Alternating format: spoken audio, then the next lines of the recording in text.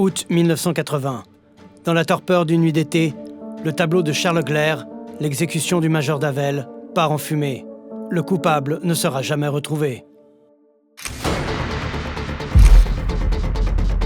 Aujourd'hui, l'enquête est relancée par le pôle enquête du MCBA, bien décidé à faire la lumière sur cette affaire.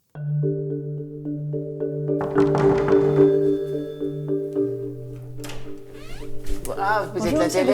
oui, Bonjour, c'est ça. faut seulement entrer. Merci. Venez. Nous Oh là commençons là, par quelle rencontrer le responsable des archives de la ville de Lausanne.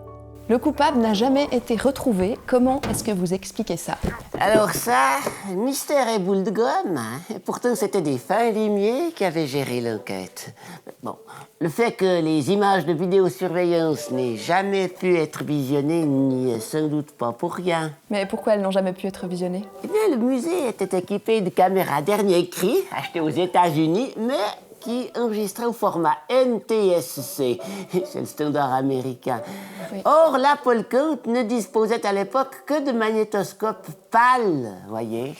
C'est pas compatible. Oui, mais du coup, ces cassettes, elles existent encore quelque part. Oui, elles sont ici dans ce carton, oui. Oh, vous savez, tout est très bien classé ici au service des archives de la ville de Lausanne. Attendez, mais ce serait possible de vous les emprunter, là? Oh, ben... Oui, pas de souci. Mais alors, faudra me remplir une fiche de prêt, hein. Voilà.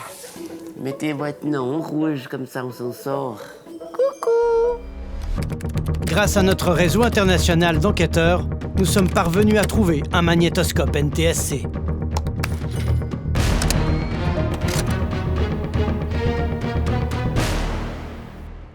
« 23h04. Le musée semble endormi, quand soudain, les criminels sont bien là, car oui, ils sont deux.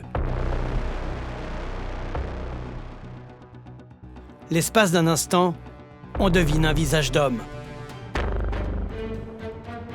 Puis les images s'arrêtent brusquement. Impossible de savoir ce qu'ont fait ces deux intrus. Et pire encore, la cassette censée contenir la suite a disparu. Face à ce nouveau coup dur, notre équipe refuse de baisser les bras.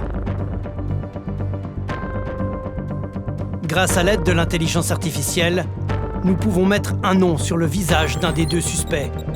Il s'agit de Gérard Mancini. Depuis toutes ces années, ce criminel de haut vol se cachait en plein jour, se faisant passer pour un Lausannois anonyme. Malgré le danger, nous tentons une approche. Bonjour, monsieur. Excusez-moi, bonjour. Vous avez 2 minutes? Oui, c'est pour la TSR? Oui, j'aurais quelques petites questions à vous poser, si vous avez un petit moment.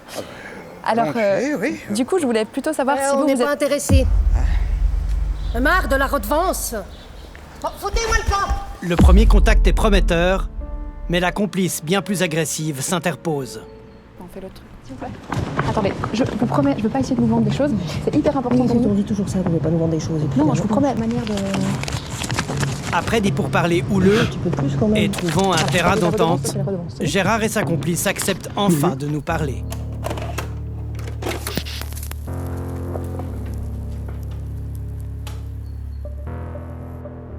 Monsieur Mancini, Madame Savoie, est-ce que c'est bien vous sur ces images? Confronté à leur effraction, le couple reste évasif. Oui, non, ouais, on dirait, non? Qu'est-ce que vous faisiez dans le musée ce soir-là? Je voulais lui faire une surprise à Cathy. Je lui ai dit qu'on allait pique-niquer dans un endroit un peu particulier. Alors j'ai tout préparé, hein, un sandwich à la mortadelle, des abricots, des figues, et des bougies. Oui, mais est-ce que c'est vous qui avez vandalisé ce tableau?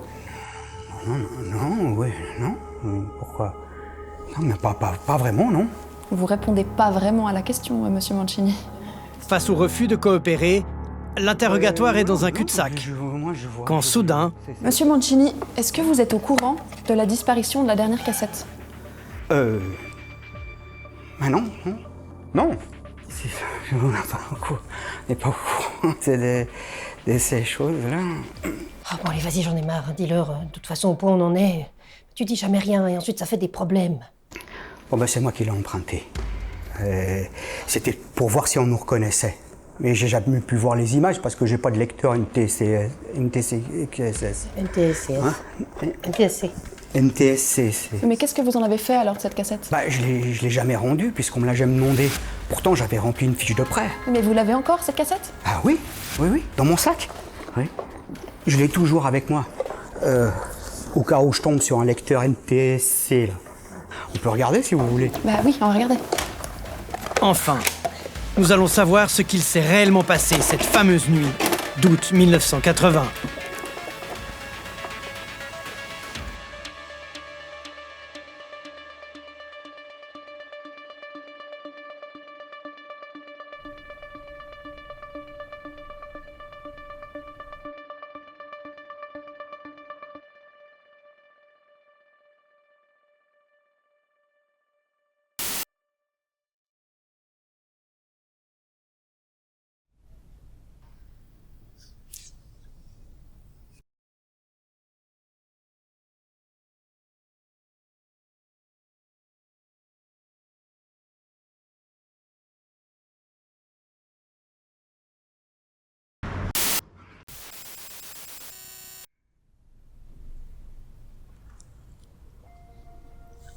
C'était pour faire ma demande.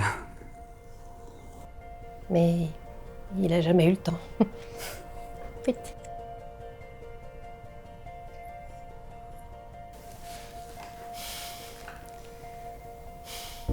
Aujourd'hui, Gérard et Cathy vivent enfin le cœur léger.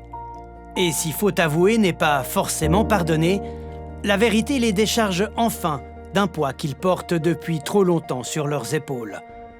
Et peut-être, qui sait, cette demande en mariage pourrait enfin voir le jour.